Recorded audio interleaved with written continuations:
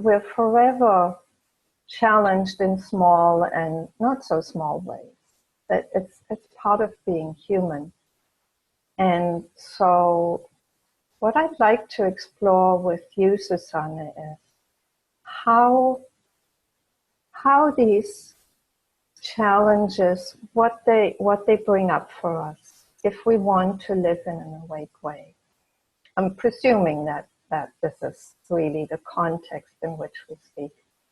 So this is not just about, better coping mechanism or better coping strategies. It's really about how to allow the light of who we are to be in those situations where we do feel challenged at a human level. Whether it be physical, whether it be emotional, whether it be psychological. So the way you phrased it, Susanne, is how to not go into inner division. Mm-hmm. So do you want to maybe start us off by saying something about that? What you mean by how to not go into inner division? Yeah, I would be happy to. Thank you. See where we go. First of all, I'm just feeling all this love for you all being here. And I think that bringing the what's for me evident in the moment is goes to the heart of how we meet challenges, is touching in on the heart.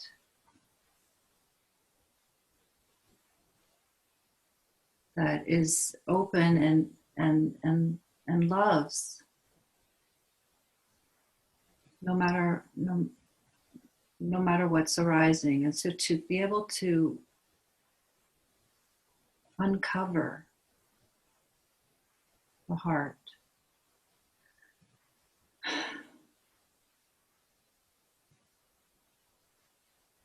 and touch in on its radiance. It's that's what doesn't go into division, right? The unconditional nature of our being. It's always radiating and shining.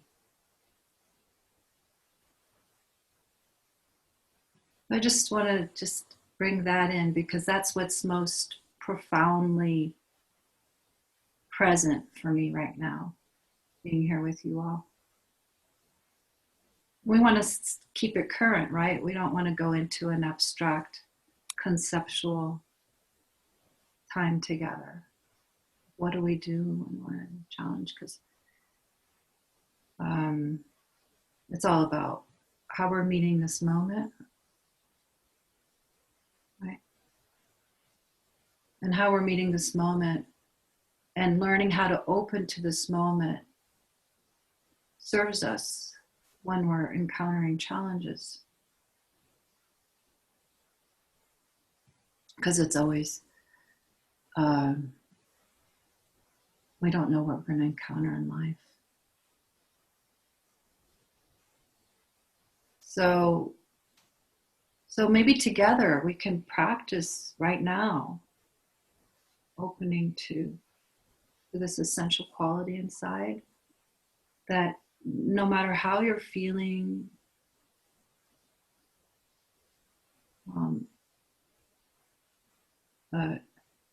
energetically, no matter what your mind is doing, we can share in the transmission together. Actually, even on Zoom, I've discovered, and people here who know me, we've discovered together how much we can share in this, a co-participant transmission in this touching in on our essential nature.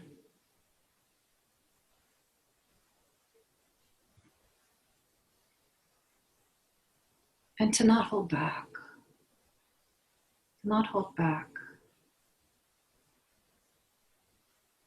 any upwelling you may have of love or joy or tenderness.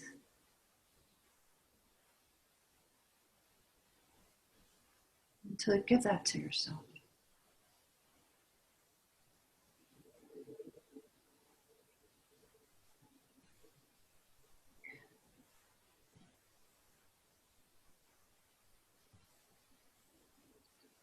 And so it's a way of being present to one another here now and with yourself, and it's a way to develop the muscle inside how to be with yourself when things get difficult too.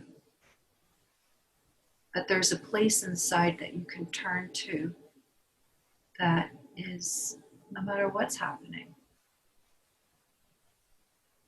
is at peace.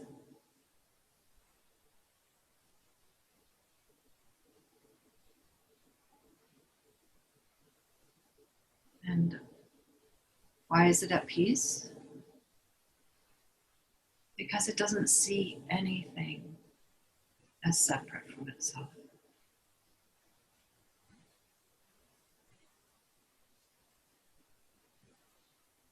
And so to learn how to open is the key, right? To open, to actually feel the movement of opening like a flower. To include what you're experiencing. It's a loving act.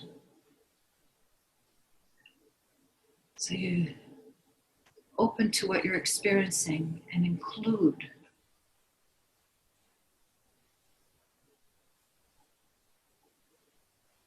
I like to call this the path of inclusion.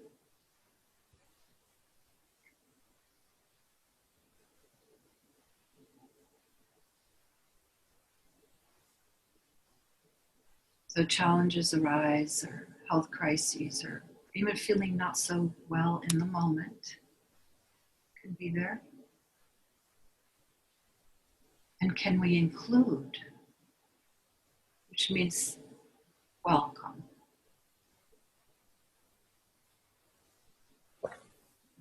And even open to that which may not want to welcome,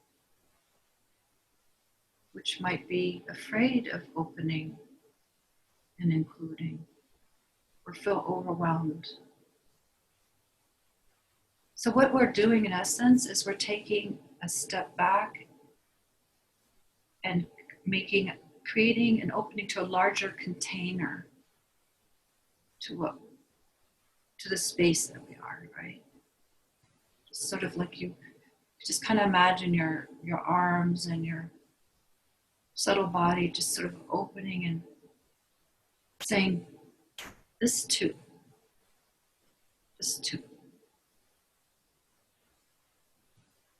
Because I'm walking us through this when I speak. So you can include something right now.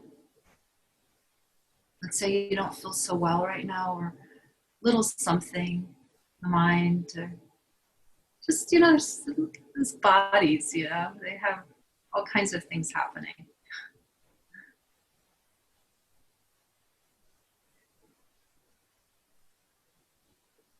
The part of you that says this too, that takes a step back and becomes a larger space holder of welcoming.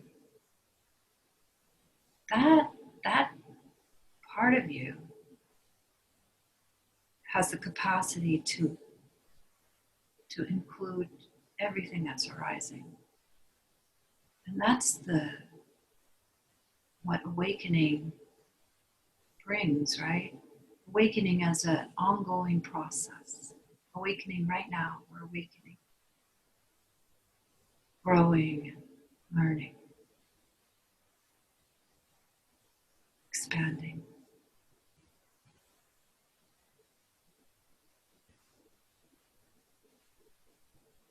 And you are that which includes. You are that which welcomes.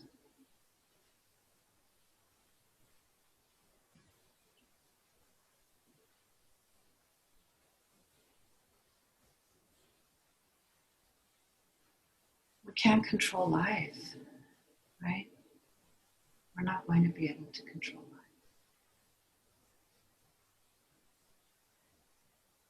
What if we just give up right now trying to control?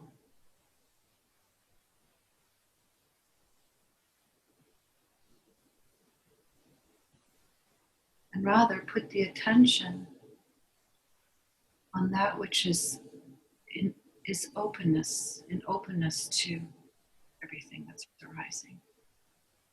You put your attention from wanting to tinker with and try to, out of fear, control these aspects which we can't. In the end, we do our best to make our lives flow and work, but to not control out of fear. Instead, relax and learn how to use the attention to open to. That's a lot of vital energy that will be put in a different direction. Yeah, the guest house, Bill says. What's the guest house? Be the welcoming, yeah. And so that includes everything, every feeling, sensation, and the thinking mind.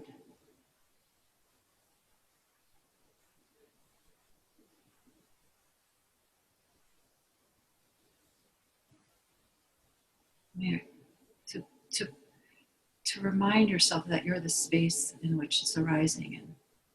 And it sounds maybe like a technique, but it's actually using our capacity to open this lens of consciousness and wider, which is our sensing ability. We really have the capacity to include, like a camera lens, to include a wider perspective.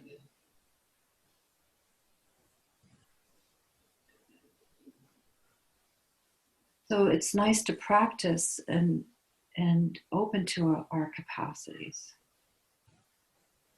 as human beings.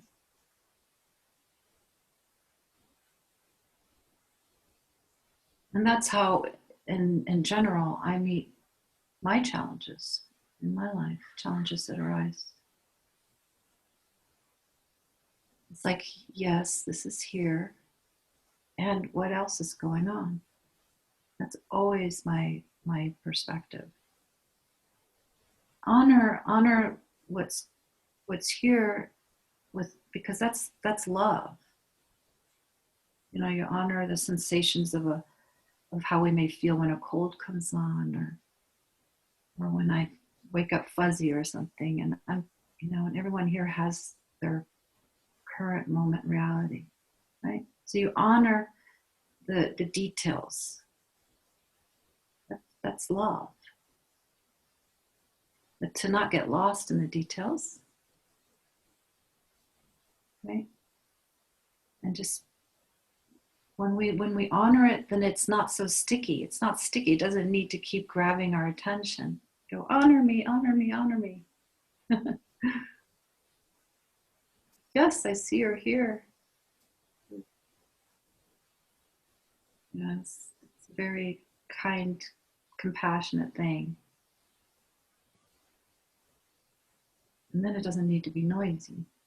Like, ah, thank you. Or let's say a larger thing, grief.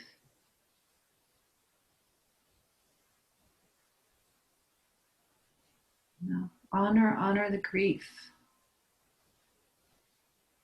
Give it a part of your attention. And say, you may have this part of my attention for as long as you need. I'm with you. Because guess what? We have infinite capacity for attention because we're the whole universe.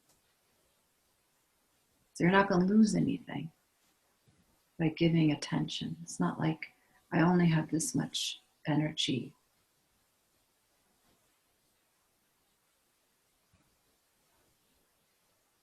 So this part of you that's needing care and love gets your attention. Visit during the day if you need to, but there it is. It's got your attention. And then what else is happening? You know, there's so many other things. There's things to do that we have to do in the day. There are people that we need to also give attention to or work.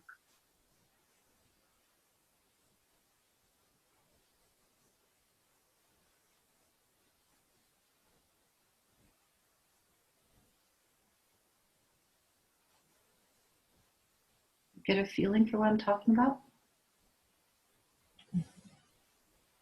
Susanne, I wonder whether I can come in at this point.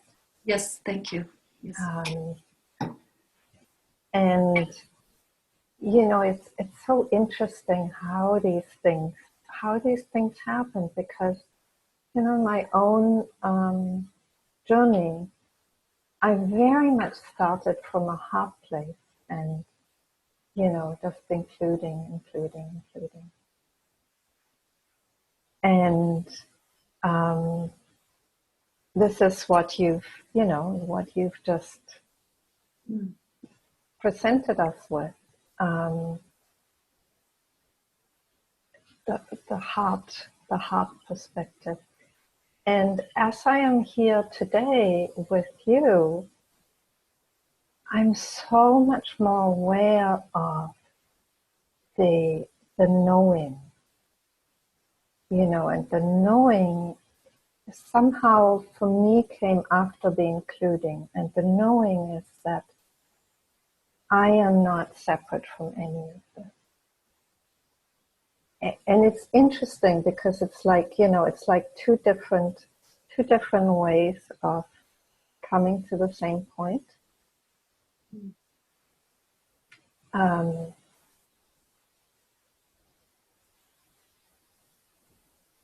The knowing meaning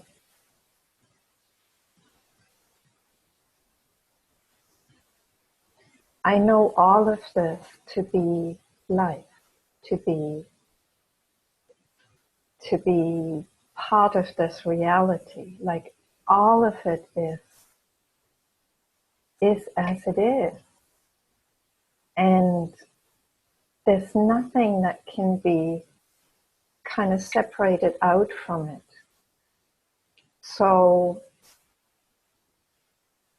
the way that I used to do things, especially with physical conditions, is like when I was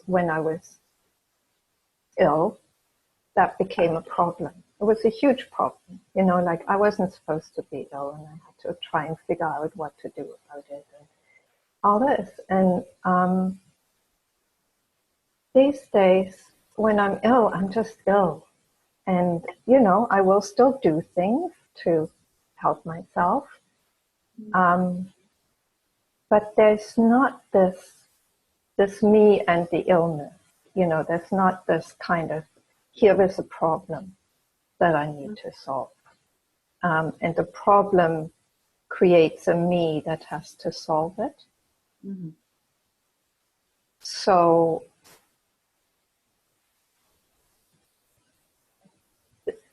there just isn't that division, you know, between myself, the little me and whatever is happening. Mm-hmm. And I just feel it's so fascinating to me that you bring in the heart way, which I would have probably spoken about pretty much exclusively before. And these days I just feel like there's both, there's the heart way and there's just the knowing. And both are an expression of the same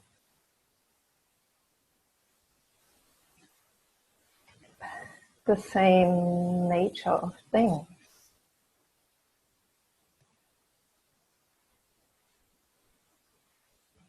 Yeah, I understand what you're saying.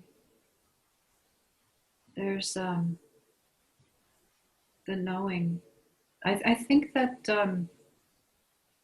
the heart is the great unifier, and it doesn't view life in a divided way. It doesn't divide things up. The knowing, for me, what you're touching on, my experience of knowing is that all is that, all is the divine, everything is that. And when that knowing penetrates through and through, then the undividedness is known in a moment to moment kind of way. And then the defenses of the body and mind, it relaxes, because you don't see what's happening as being coming from outside of you, or something to push away, because it's not yourself. You're not. The confusion falls away. So I think that it's there. Honestly, it feels like there are different types of awakenings that come on board. There's the mind, the mind as it, and everyone will have an experience in the order that comes for themselves. Sometimes the mind opening up can happen first, and sometimes the heart comes in afterwards, or so on. But the mind, when it relaxes its grip, and it rests in its nature, in its true nature, it falls back into being. And then it operates from this unknown, from the known unknown kind of place. So there are different types of understandings that we can open up to. And of course, a holistic understanding and our potential as human beings is that we have knowledge that uses all our capacities: the head, the heart, and the body intelligence. So all the capacities get on board and operate. I sometimes like to bring, it just depends on where I'm at, but today is the heart entrance. Just felt this flow of love come in, just looking at everybody. And I feel like the language of the heart, although, many of us come in with defense, right? We get conditioned with defense. We don't come in with defense. But there's still light there, right? There's still, if we're here, if we find ourselves in this kind of meeting room, the heart is present. It's engaged. And I feel like the heart has, it gets coaxed out through invitation. And likes to have a seat at the table. Mm. But I know. Sorry, go ahead. I understand what you're saying, and I'm glad you brought that up too. Mm. You know, my sense is that ultimately the heart and the mind really aren't any different, aren't separate. They're just different flavors. And the spaciousness is true of both of them. You know, the mind that is no longer the small mind, just as the heart that is a purely emotional heart, you know, needs to open too, needs to realize that spaciousness and the fact that everything is excluded, it's true that it's more, the potential of the heart is more clearly there to include everything. But even that needs to be realized. Even that needs to be clearly felt and known. Because otherwise, you know, the heart is just, can be quite small too. You know, it can be just kind of wanting to be loved. And, you know, if you don't love me, I don't love you. You know, so the heart can be small, just as the mind can be small. Yeah, absolutely. And so what we're inviting in these kind of meetings is for we're whispering to have something else come forward and say it's safe to come out now, to give that permission to yourself, because it's a gift to yourself. It's a gift, and it's something to be practiced. You can see and check in and see where you may be holding back right now from welcoming this yourself in an undefended way. It can feel a little vulnerable, it can maybe feel a little shaky. It's okay if there's a part of the heart that's small and feels protective. And that can be honored, like what I was saying earlier. Give permission, you know, so that's okay. I understand why the heart might be protective. There are valid reasons.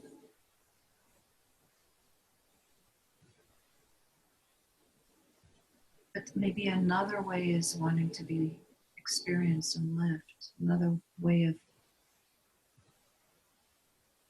meeting life.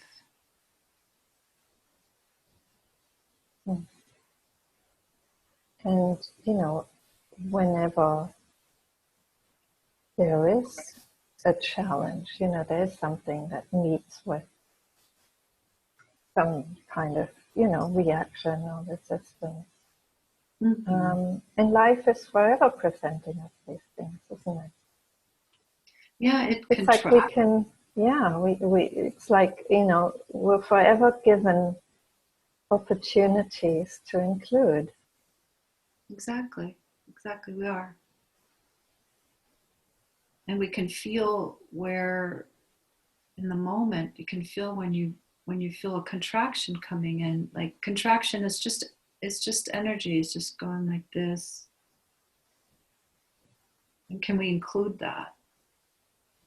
Meaning be aware of it and welcome that. It's like, oh, this is happening in the space that I am.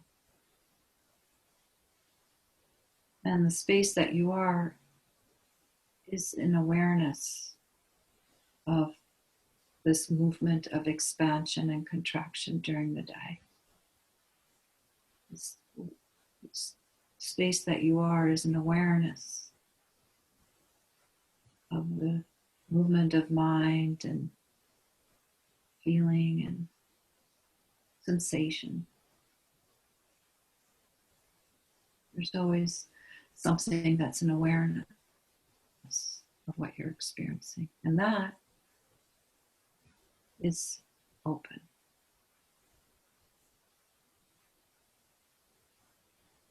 And,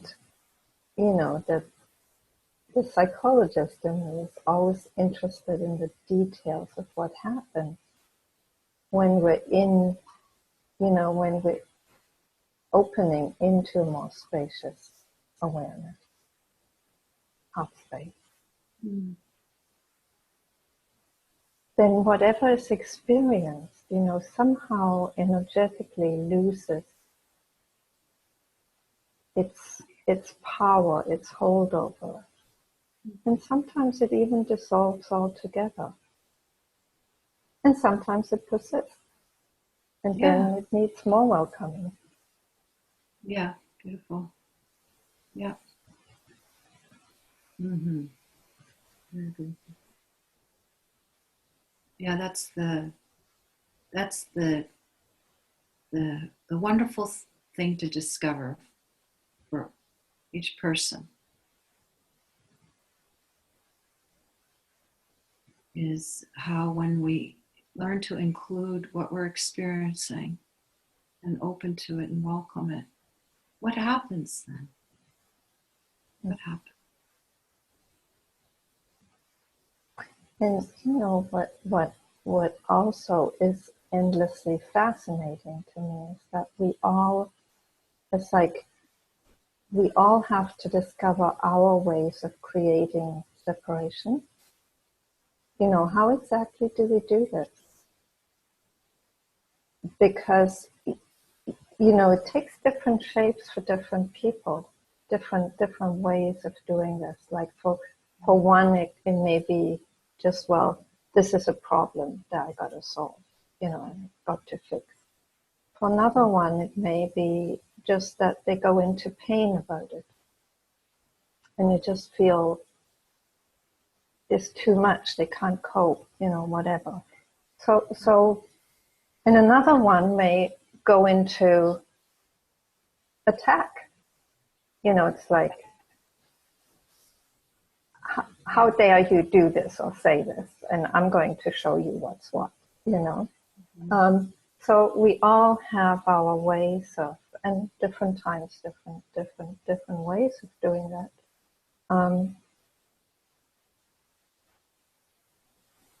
But what happens when we open, and we also start seeing the way we do these things, what exactly we get up to. And when we see that clearly, it's easier to say, oh, okay, I see, that's what I'm doing.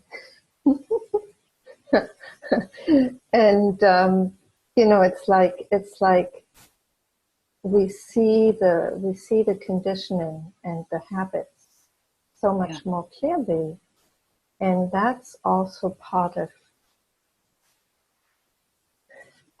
opening, is to no longer just move in those habits and continue them as life goes on.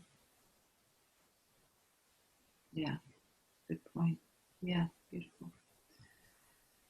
So I'm wondering whether this is a good time to open to people coming in. What do you think, Susanne? Absolutely. Mm-hmm. Okay. So basically, you can come in by raising your hand, and you do that by clicking on the participants button at the bottom of the screen, and then clicking on raise hand. And then I see something that pops up Yes. Or you can also uh,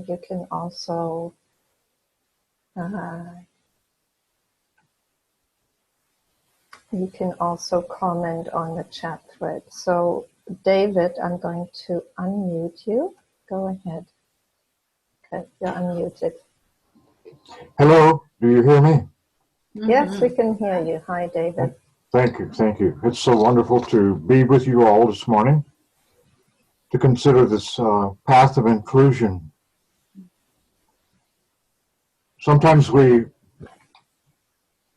not sometimes, but always on words we have limitations. What is this? What is that? What is heart? What is mind? I like to really just look at it in a very open way as to this space of inclusion, this space of welcoming, not to try to give it a name beyond that, and to see in that and to see everything from that same space. Living from that space, one can welcome anything that comes, and it will come very strongly from time to time. There is parts of the conditioning that make it seem as if I'm losing something or the world is falling apart, and yet the heart, that space of conditioning, doesn't draw those conclusions. There is that space in which a problem, which would be a problem to the conditioning, is not a problem. It's simply part of what is concluded in compassion. And if anything is worth doing or responding to, it's worth doing with compassion.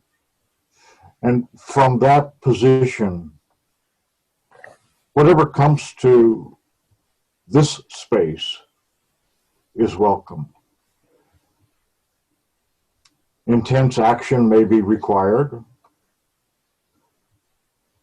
and yet the welcoming is always there. And from this, life begins to encompass the disturbances, whether they be from the political leaders of the world or your family issues or the loss of a loved one.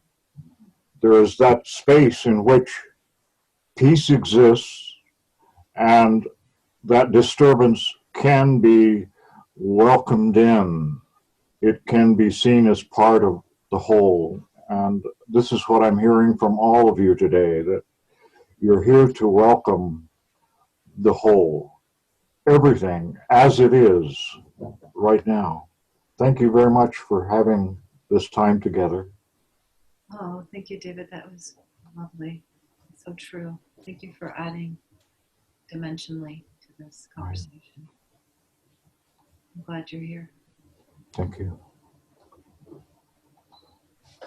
I love that the metaphor of the muscle, developing the muscle of inclusion. Yeah, right, exactly. It's a good muscle to have.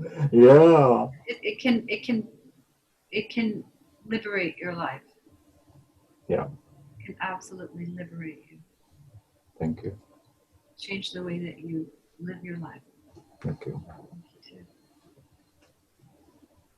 It's not a small little thing we're talking about here.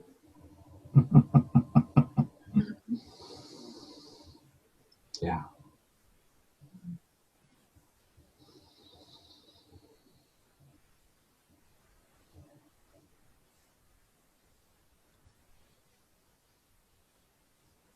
Thank you, David. And yes, it is radical. Thank you, Grace. Very, very radical.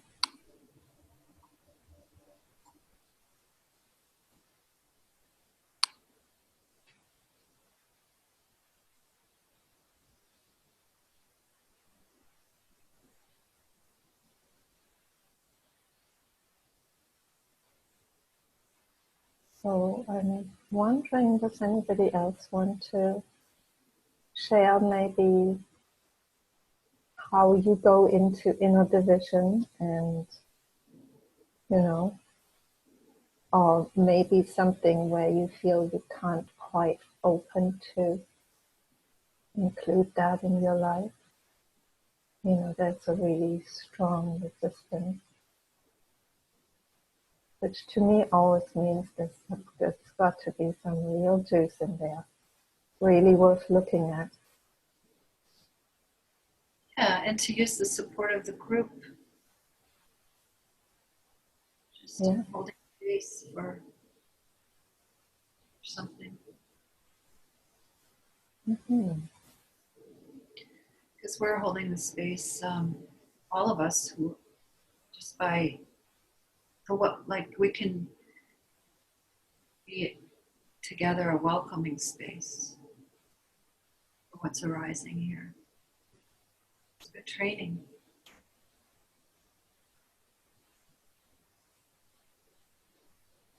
Welcoming space on the outside, with one another, and welcoming space on the inside for ourselves, what we're experiencing.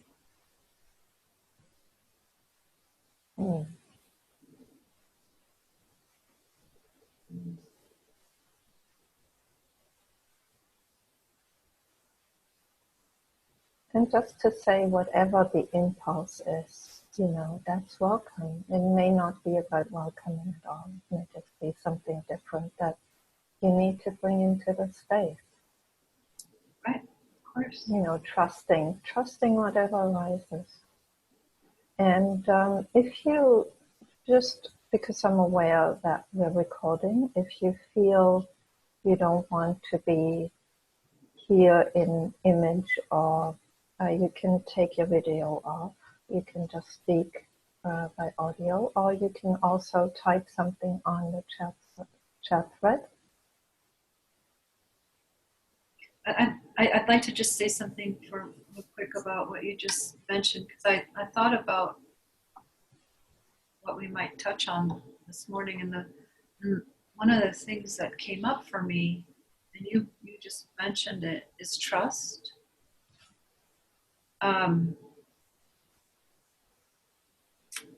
That's something obviously we can't manufacture, right? You can't make ourselves trust. Have us all on. Yeah. I'll just say something brief. I'm not going to go on because I want to hear from you all. But I just want to it's actually trust. Opening to trust is kind of a koan. Do you know what a koan means? It's something that's not resolved through the mind, through understanding, but to contemplate trust.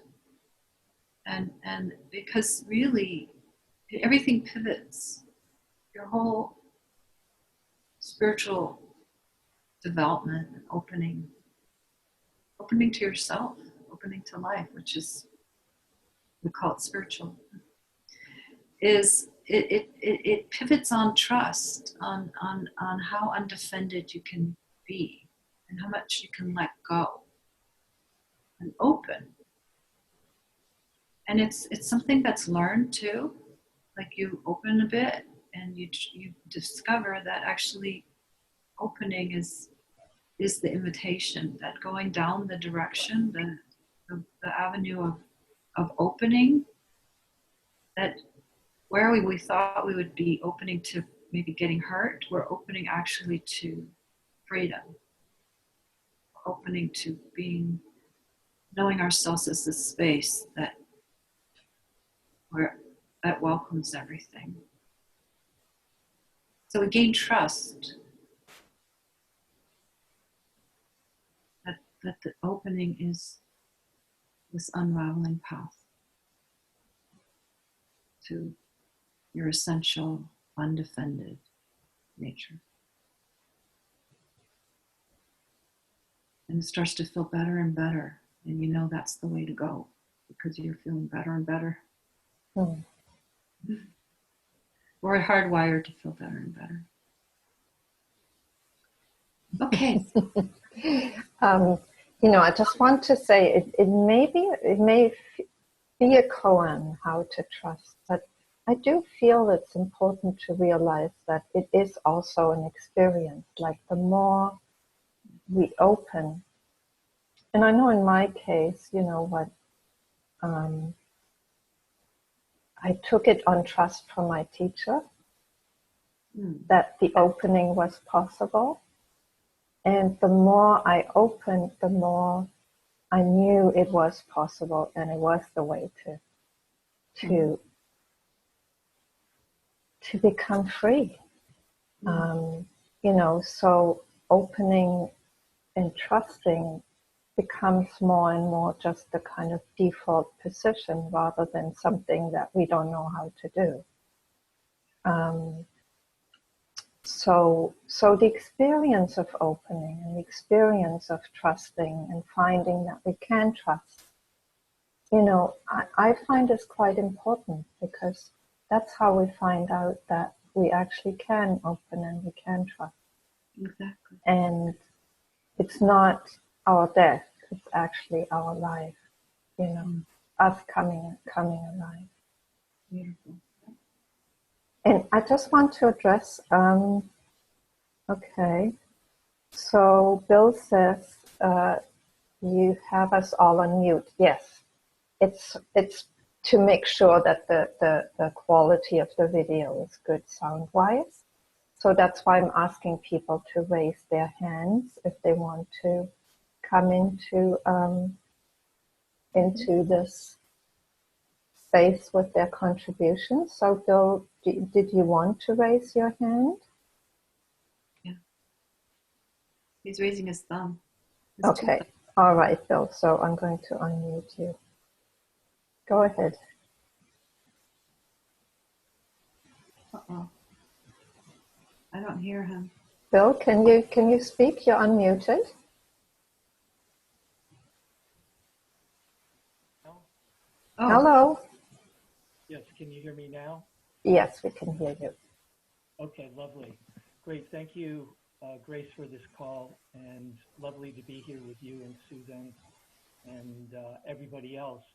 And I'm wondering if, you know, one or both of you would be willing to share your gradual process of, you know, moving from kind of a beginner at trust and learning how to love and open to where you are now. Because it, you know, for me, it almost seems like a skill that we're developing, as well as an awareness. And that every time we give ourselves an opportunity to be curious and, you know, about what's showing up, and, you know, kind of trusting the whole experience of just being with whatever that may be, and doing it again and again and again, that it seems like there's kind of a skillfulness, a confidence, and the growth, you know, that happens over time. And also, I might say, a reorientation, you know, from being kind of guarded to like full unconditional acceptance. So would you be willing to kind of share your kind of, I hesitate in using the word development, because it sounds like, okay, this is a skill, we've got to master it, let's go, you know. But it's very different than that. It's, you know, I find it to be more gentle, more loving, more, just more. Well, Grace, do you want to go first, or what would you like? I can go first. Sure.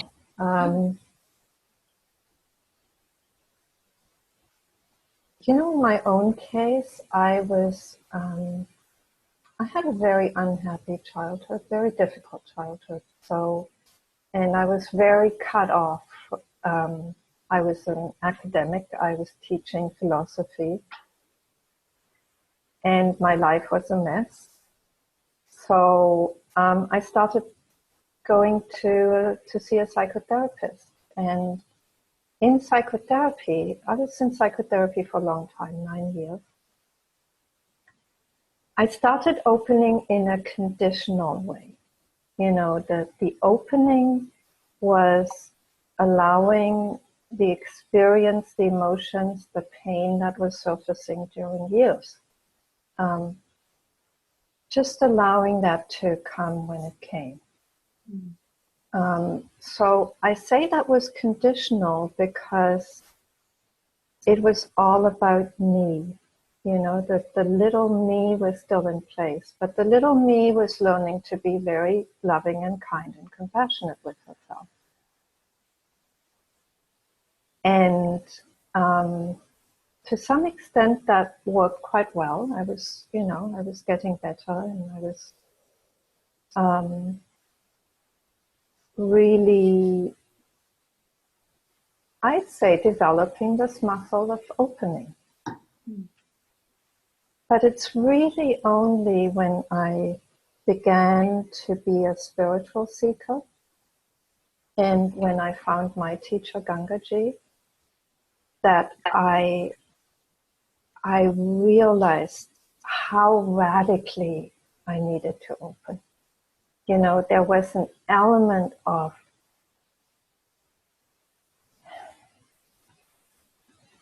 just really letting it all go and really opening and not having any idea anymore of what was good for me and what wasn't.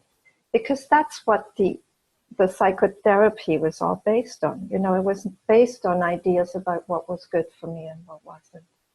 And that's what, in a way, still kept me separate from life. And so I was right in looking for something different, something, that was more true than that. And that's what I found in the radical invitation of my teacher to just open fully,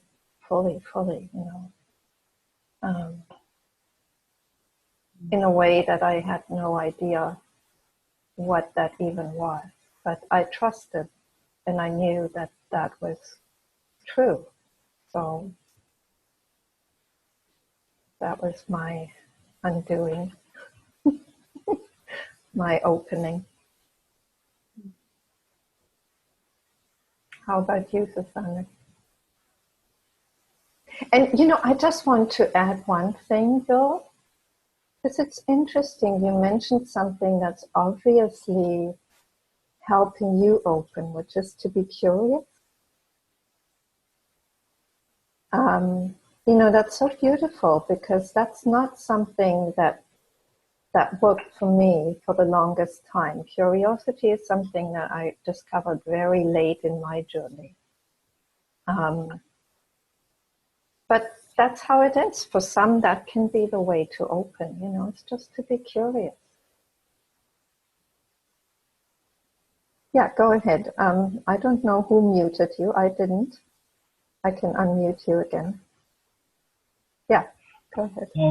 Yes, one place in retrospect where I see I was not trusting was putting all my eggs in the basket of one teacher. Mm-hmm. And I attempted to work with, one teacher here, one teacher there, and I didn't feel seen enough and held enough. It just wasn't enough for me.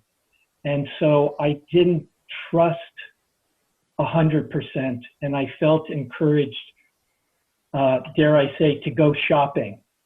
Beautiful. I'm glad you did.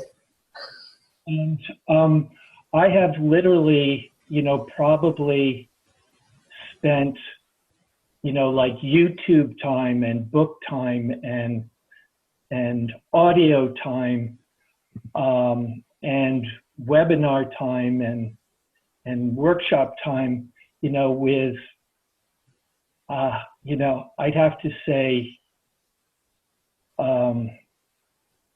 anywhere between, probably around 25 different teachers.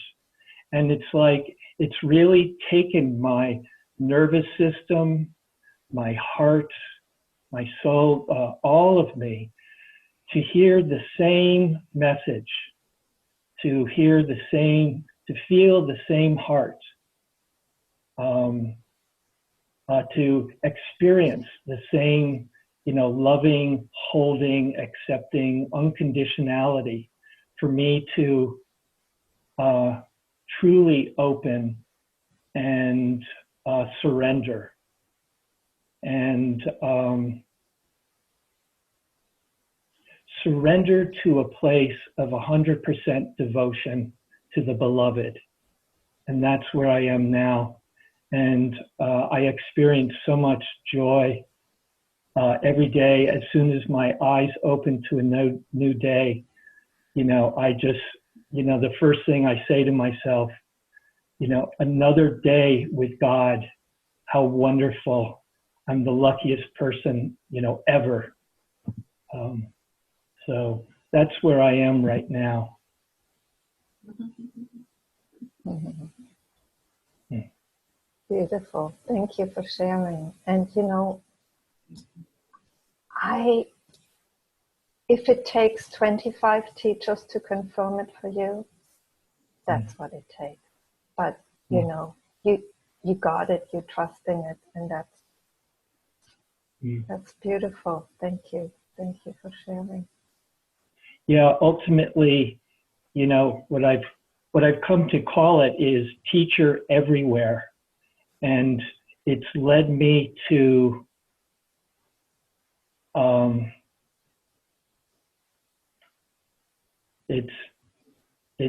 it's revealed to me that this awareness, this divine presence, this essence, whatever we want to call it,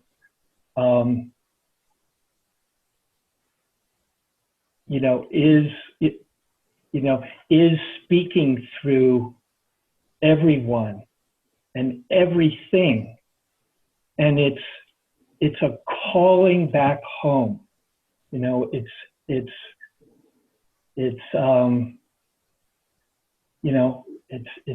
just this calling to the return to the truth of who I am. Just this loving presence in the world, and it's so interesting because it's such a simple place to live from, compared to kind of that egoic place where it's so kind of confusing and there's so much to figure out and so many things to do to try to get from here to there. And but there's such joy in the simplicity of being love, being home in love. Mm-hmm. Welcome. Well, it's very joyful just listening to you, Bill. Thank you. I don't feel like, honestly, it doesn't sound like you have a real question. Sounds like you are the answer. Yes. And I think what's behind my question is the honoring of the different paths and how precious and special each of our paths are.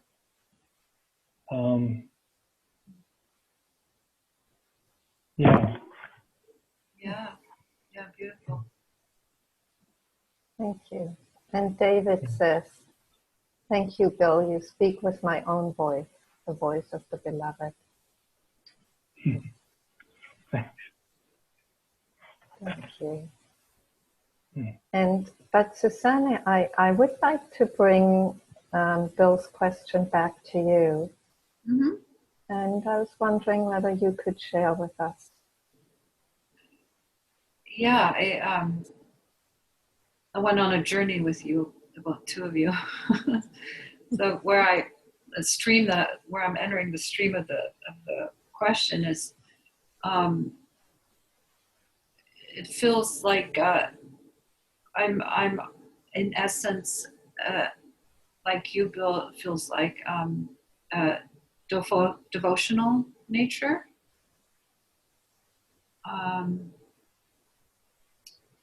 And that does not mean that inquiry and clarity of mind didn't have its place, because it certainly did. But the way that I came to truth has been through feeling my way into it, and it's like very much like the Rumi and Shams, calling to itself, the beloved and the beloved calling to itself, and my learning how to listen, my discovery of how to notice and then listen and then follow that call of which way to go.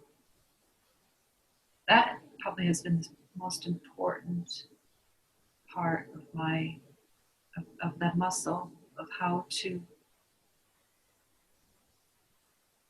follow the thread of truth back to the source. It's like this golden thread that the source, that life extends to itself.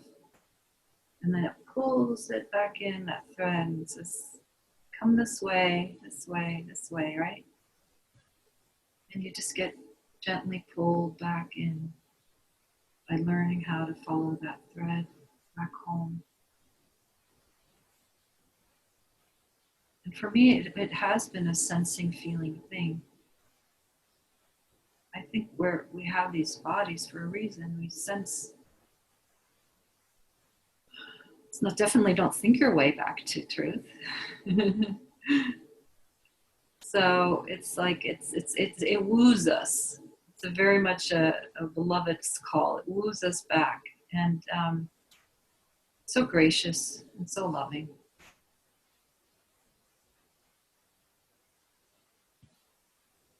And that's how I develop trust, is by trusting my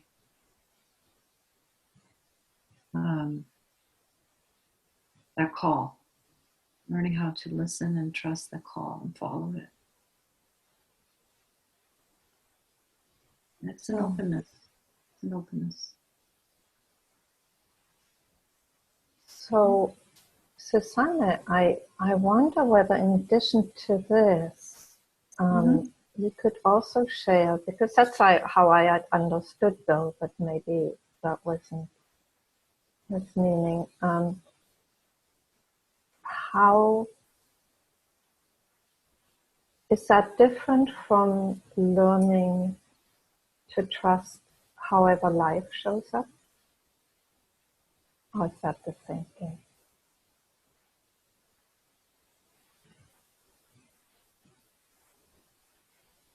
I think it leads to that. For me, first, it was more like a bloodhound. And I followed or like Hansel and Gretel going towards a good thing, following the breadcrumbs, not the oven. Maybe it's the oven, the big furnace, the good oven. So first it was like learning how to be led by life, to understand that how it was directionally directing me to go, what direction, in the flow of the moment, of the day, in the course of people, and within myself, as I learned how to become to become that flow, and so it gathered me, the forces of me, to learn how to be the flow of the movement of how life wants to move in any given moment, and to trust that. And as I've learned to trust that, and live that way, then what opened up is like all of life is uh, is the divine. That's how it happened for me. Mm. Is that first I became this thin call, this whisper of the divine calling my name back to source, and following that, and then learning to move as that and trust it, and then to have that really settle in and steep, and then there's this like, oh, it's it's all that, it's all the divine. It's not just this movement and thread and whisper, it's the whole thing. Mm.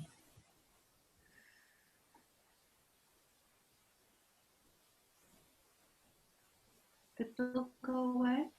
Can't see him. Bill's turned off his video. Oh, okay. So, yeah, Yeah. Oh, there you are. Okay. Hi. only complete for Bill. Mm-hmm. So I was just wondering whether anybody else was wanting to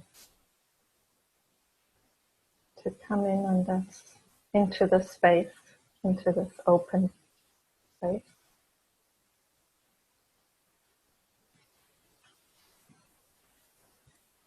David calls us always. Our curiosity and compassion either respond or do not.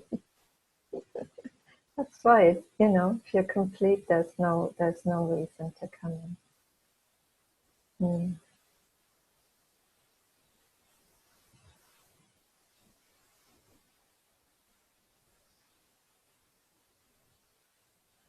Mm. So, oh, sorry, David, I didn't see the whole comment. Our curiosity and compassion either respond or do not. Curiosity and compassion have been responding all of this life. Yeah.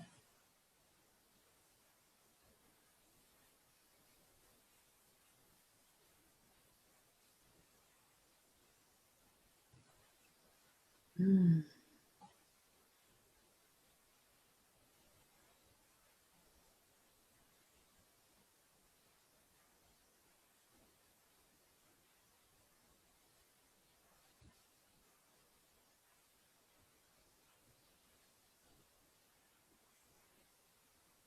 In these kinds of pauses, it's nice to just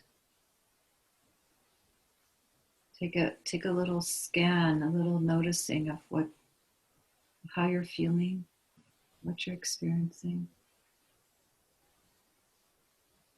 And welcome that, open to that. Always include yourself.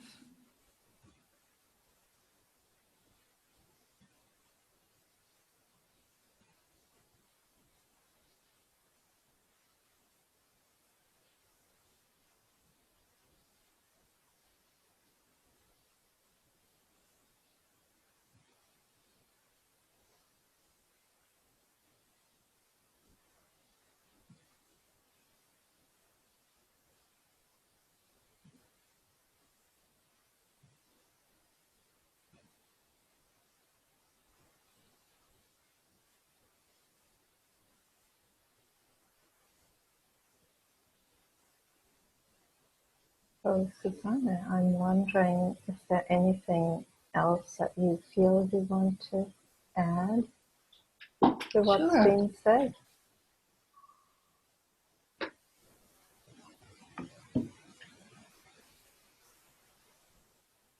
Let me see.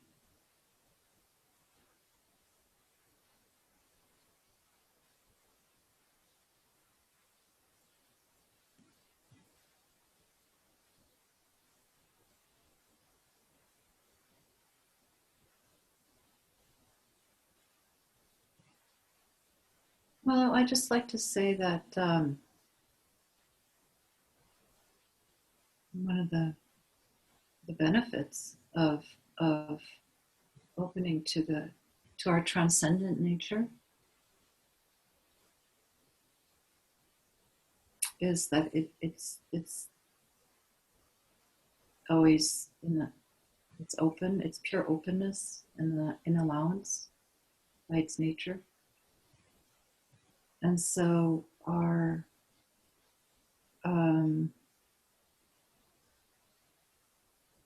time-bound selves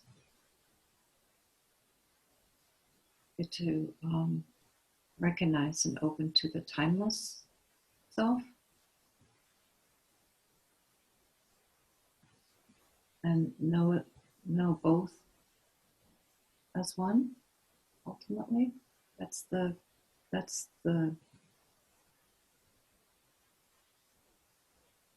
awakening really is. Right? The impermanent nature and the versus all the form and emptiness, as they call it, right? Co-rising.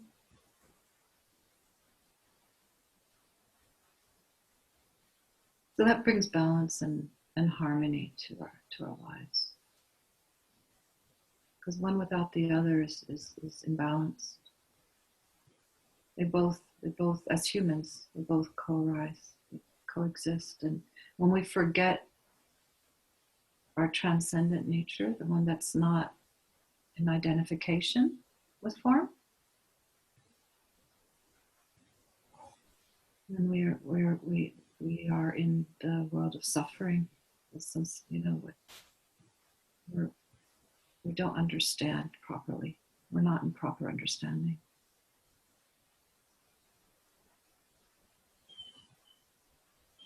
So the transcendent nature that we are is the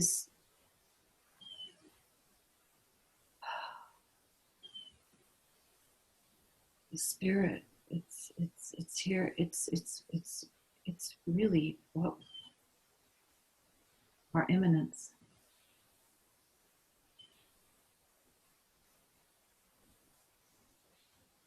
And it doesn't push anything away or deny anything. So it helps us learn how to actually live in a way that is free in the midst of form.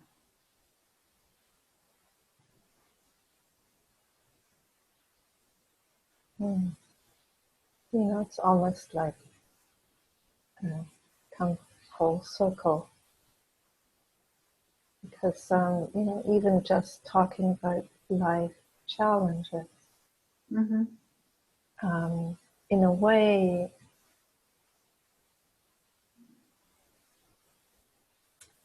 captures it in a more human way, as a challenge. And, for some, suffering is actually the call of the divine. Suffering with those life challenges, suffering with whatever life presents us with. And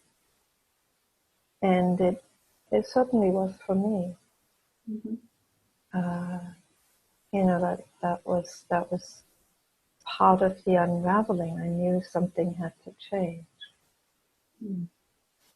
Yeah. And I looked the only place I knew how to, which was psychotherapy. And when I didn't, somehow at some point it became clear that clarity of which you speak, it wasn't there yet. I was still kind of suffering, although I was suffering less. And when we know how to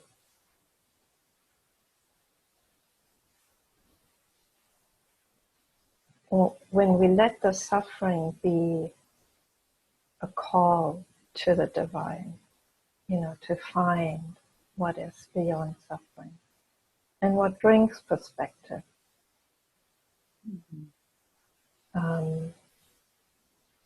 then it's kind of done its job.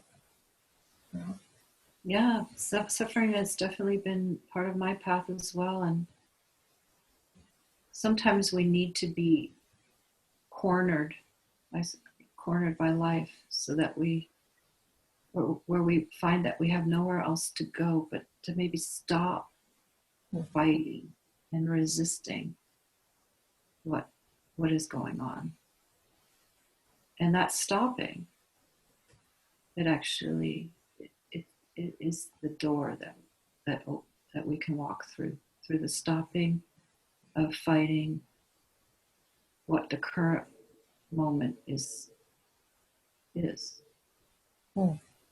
And so I think that especially when we've had enough with suffering, or we have extreme suffering, or whatever it is that makes us feel cornered, like we have no more resources, no more tricks up our sleeve, distractions, whatever, we just stop.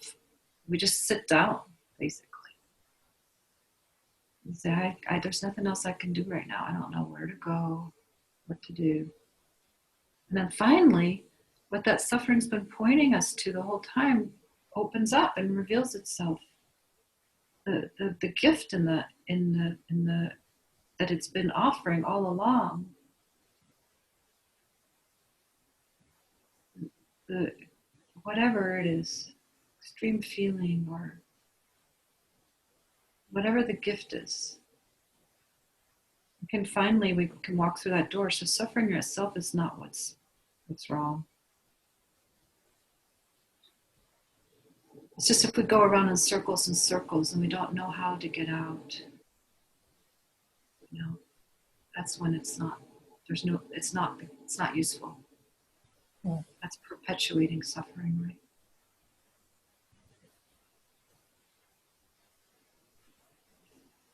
And I have to say also that, I, in my own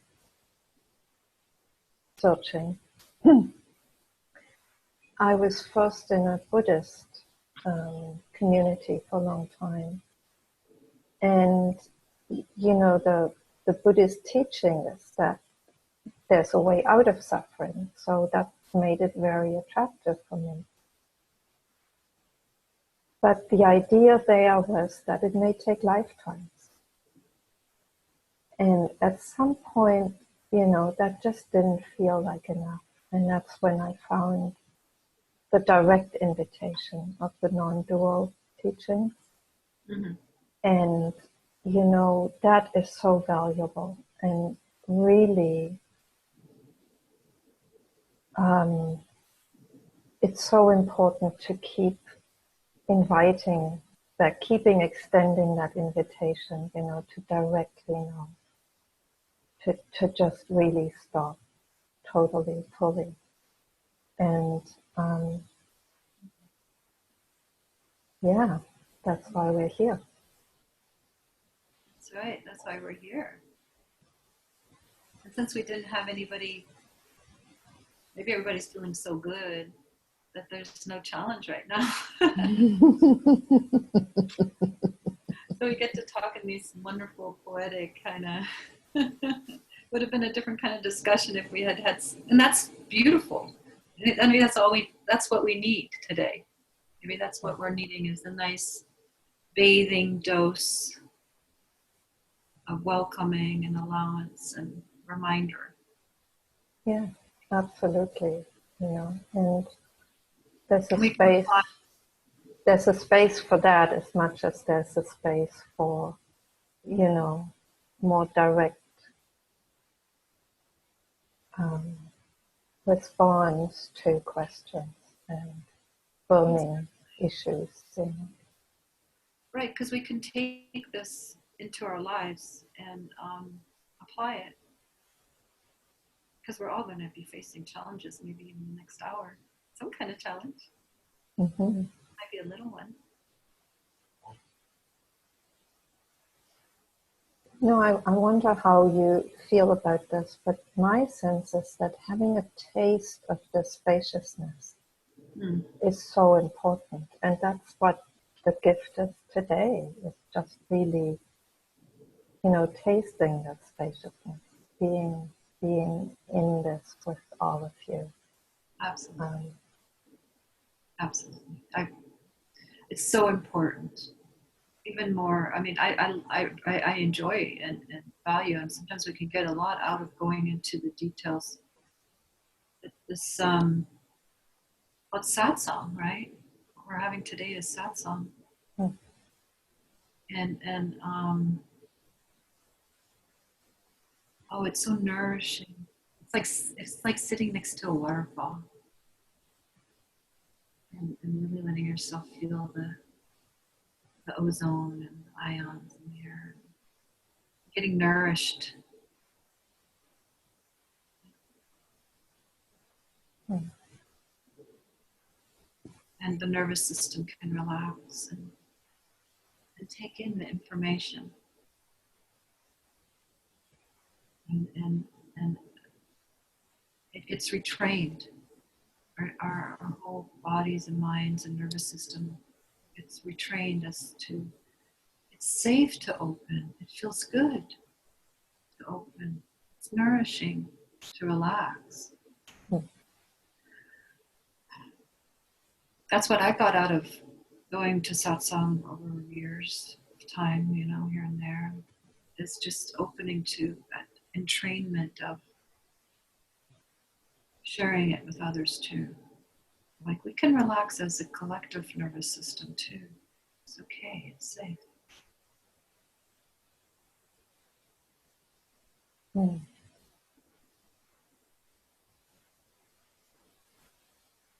Mm.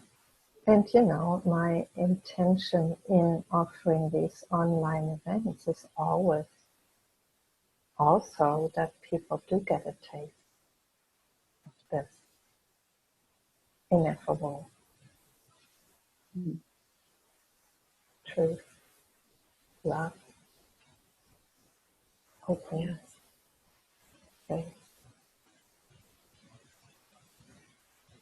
It's like we can expand our ceiling. We can expand the ceiling of our delight. Expand the ceiling of joy. Expand the ceiling of love. What we let in, what we open to.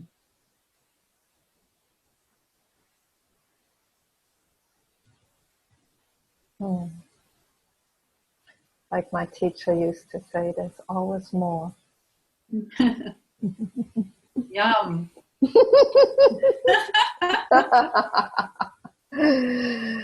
Yeah. Yum. Yeah, why not? It's like we maybe whatever rest of your day you have, if you can open to the wonder and joy and awe with curiosity. Yeah, curiosity.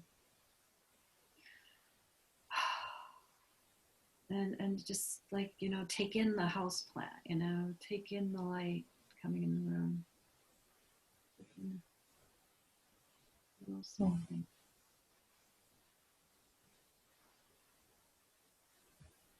Curiosity or joy or celebration. Yeah. Appreciation.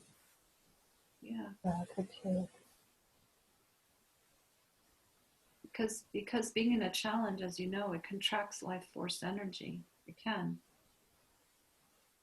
So today's invitation is to learn how to loosen the hold of that contraction, honor it, and then loosen the hold and expand outward, and like a plant opens to the sun, you know?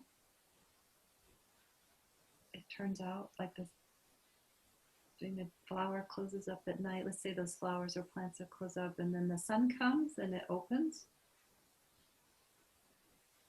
with your feelers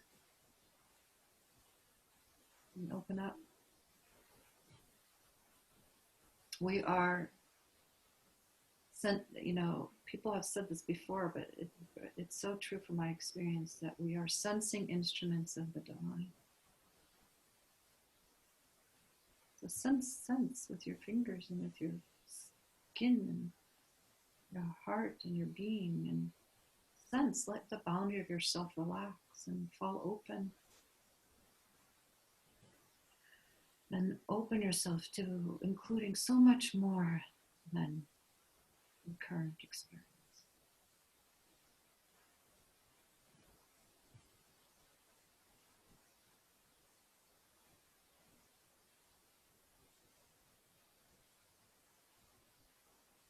That to me, it's a beautiful way to end.